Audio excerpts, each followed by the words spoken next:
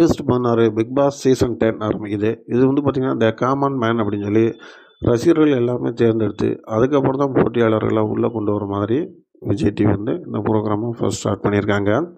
So இந்த சீசன்லேயும் வந்து விஜய் சேதுபதி அவர்கள் தான் தொகுத்து வழங்குறாங்க. இதில் வந்து பார்த்திங்கன்னா, நிறைய பிரபலங்கள் வந்து இதில் ஆர்வமாக வந்துக்கிட்டு இருக்காங்க. அதுபோக வந்து மீடியாவில் இருக்கிறவங்க மட்டும் இல்லாமல், இன்னும் சொல்ல போனோம்னா இந்த சோஷியல் மீடியா அது மட்டும் இல்லாமல் மக்கள் அவங்களுடைய திறமைகளை நிரூபிக்கிறதுக்கு வீடியோ மூலிமா அவங்கள வந்து எக்ஸ்போஸ் பண்ணி அனுப்பிச்சு அது மூலயமா தேர்வாளர்களை தேர்ந்தெடுக்கிறத வந்து மக்கள் நீங்களே தேர்ந்தெடுங்க அப்படின்னு சொல்லியிருக்காங்க. ஸோ பார்த்திங்கன்னா ரொம்ப சூப்பராக இருக்கும். ஃபஸ்ட்டு சீசனில் வந்து என்ன நடந்துச்சு அப்படிங்கிறத ஒரு அலசல் பார்த்துடலாம். 2017 வந்து முதல் சீசன் ஆரம்பமானது. அதில் வந்து கமலஹாசன் அவர்கள் தான் தொகுத்து வழங்கினார். அதில் ஃபஸ்ட்டு வந்து டைட்டில் வின்னர் வாங்கினது வந்து நம்ம ஆரவ் தான். செகண்ட் ரன்னர் அப்படின்னு சொல்லக்கூடியது ஸ்நேகன் அவர்கள் வாங்கியிருந்தாங்க. ஃபஸ்ட்டு சீசன்லேயே பார்த்திங்கன்னா ரொம்ப பிரபலமாக ரொம்ப பயங்கரமாக ரொம்ப சூப்பராக போயிட்டு இருந்துச்சு. இன்னும் சொல்ல போனோம்னா ஓவியா ஆர்மி அப்படின்னு சொல்லி அவங்களுக்கு ஒரு ரசிகர்கள் பட்டாளமே ஆரம்பித்தது ஃபஸ்ட்டு சீசன்லேயே ஆரம்பிச்சிட்டு அந்தளவுக்கு வந்து ஓவியா மேலே வந்து மக்களுக்கு வந்து நன்மதிப்பு ஏற்பட்டது. காரணம் அவங்க நேர்மையாக வெளிப்படையாக ஓப்பனாக பேசக்கூடியவங்களாக இருந்தாங்க. அவங்க ஒருத்தர் மேலே ஒருத்தர் வந்து காழ்ப்புணர்ச்சி இல்லாமல் பேசுகிறதுனால அவங்களுக்கு ரசிகர்கள் வந்து அளவு கடந்தும் அதில் இருந்தது. மருத்துவ முத்தம் அப்படின்னு சொல்லி ஆரம்பத்திலே வந்து அந்த சீசன்லேயே வந்து அற்புதமான ஒரு விஷயத்தை வந்து வெளியில் கொண்டு வந்தாங்க.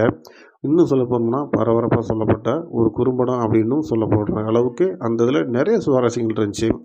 மருத்துவ முத்தம் அப்படின்ற கமல்ஹாசன் அவர்கள் வந்து கேட்கும்போது ஆர்வம் வந்து சொல்கிறாரு, ஓவியா வந்து மன உளைச்சலாக இருக்கும்போது அவங்கள வந்து நான் வந்து ஹோப் பண்ணுறக்காண்டி இந்த மாதிரி பண்ணினேன் அப்படின்னு சொல்லி சமாளித்தாலும் கூட மீடியாவில் வந்து பார்த்திங்கன்னா மருத்துவ முத்தம் வந்து ஒரு பெரிய விவாத பொருளாகவே ஆனது.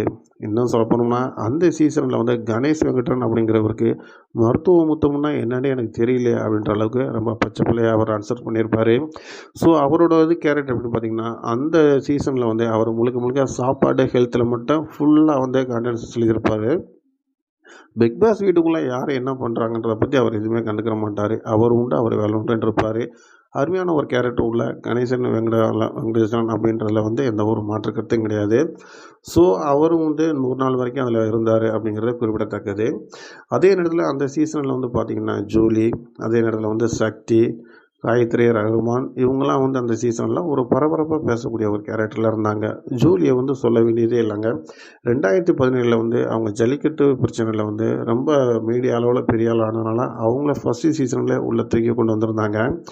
அவங்க வந்து பார்த்திங்கன்னா முன்னுக்கு முரணாக பேசுனாங்க, ஒருத்தர்கிட்ட மறைச்சி ஒருத்தர்கிட்ட தவறாக பேசுனாங்க அப்படின்னு சொல்லி அவங்களுடைய கேரக்டரை வந்து குறும்படம் மூலயமா கமல்ஹாசன் அவர்கள் வந்து வெளிக்கொண்டு வந்தது பரபரப்பாக பேசப்பட்டது. அதில் அவங்களுடைய நடிப்பு வெளிக்காட்டப்பட்டது. ஸோ இங்கே இருக்கிறவங்க எல்லாருமே மீடியாக்காரவங்க, நான் மட்டும்தான் மீடியாவில் இல்லைன்னு சொல்லி அவங்க அங்கே பயங்கரமாக ஒரு குற்றச்சாட்டை சொன்னாங்க. ஸோ மற்றவங்களாம் வந்து உள்ளே வெளியிலேயும் நடிக்கிறாங்க, எனக்கு நடிக்க தெரியாது அப்படின்ட்டு சொன்னாலும் கூட குறும்படத்தில் அவங்க நடந்துக்கிட்ட விதம் வந்து அவங்களுக்கு கொஞ்சம் பின்னடைவை கொடுத்தது அப்படிங்கிறதுல எந்த ஒரு மாற்று கருத்தும் கிடையாது. கஞ்சா கருப்பு பார்த்திங்கன்னா அவர் வந்து ஒரு கேரக்டர் வந்து பார்த்திங்கன்னா நல்லா நகைச்சுவையாக உள்ளே வந்து பண்ணுவார்னு பார்த்தோம். ஆனால் அவர் வந்து உள்ளுக்குள்ளே எந்த நகைச்சுவையுமே பண்ணலை. மெயினாக பரணியை வந்து அவர் தவறாக ப்ரொடெக்ட் பண்ணி பரணியை செவரேறி குதித்து போகிற அளவுக்கு அவரோட கேரக்டரை வந்து அவர் டேமேஜ் பண்ணார் அப்படிங்கிறதுல எந்த ஒரு மாற்று கருத்தும் கிடையாது. ஸோ பரணி ஏன் வெளியில் போனார் அப்படிங்கும்போது அவரால் உள்ளே இருக்க முடியல.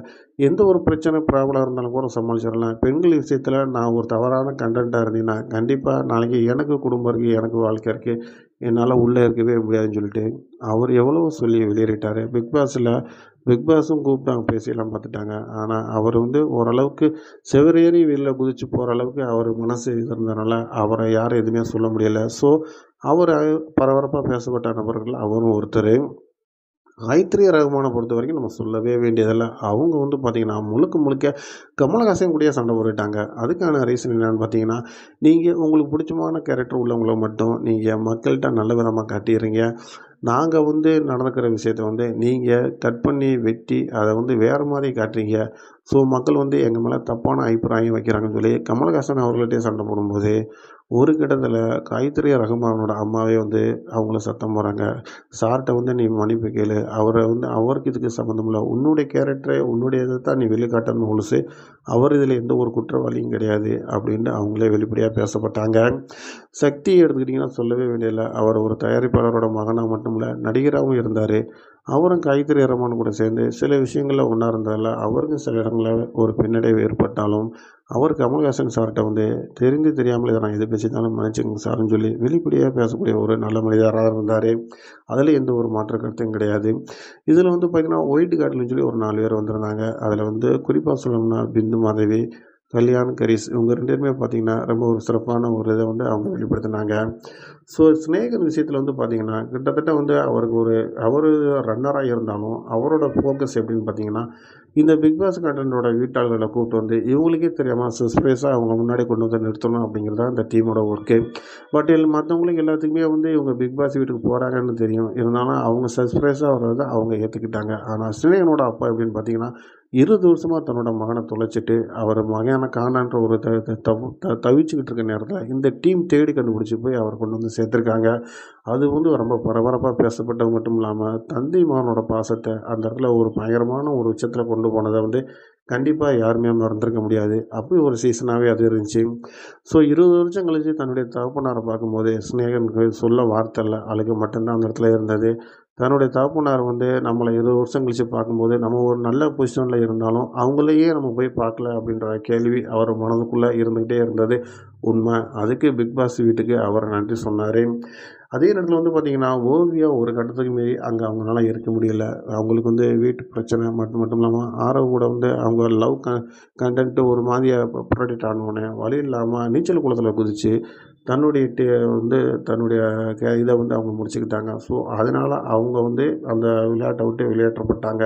இப்படி பார்த்தீங்கன்னா, பிக் பாஸ் வீட்ல வந்து சுவாரஸ்யத்துக்கு பஞ்சமே இல்லாம ரொம்ப ஒரு பயங்கரமான ஒரு இதில உருவானது அப்படிங்கிறது தான் உண்ம. கமல்ஹாசன் சார பொறுத்தவரைக்கும் சொல்லவே வேண்டியதில்ல.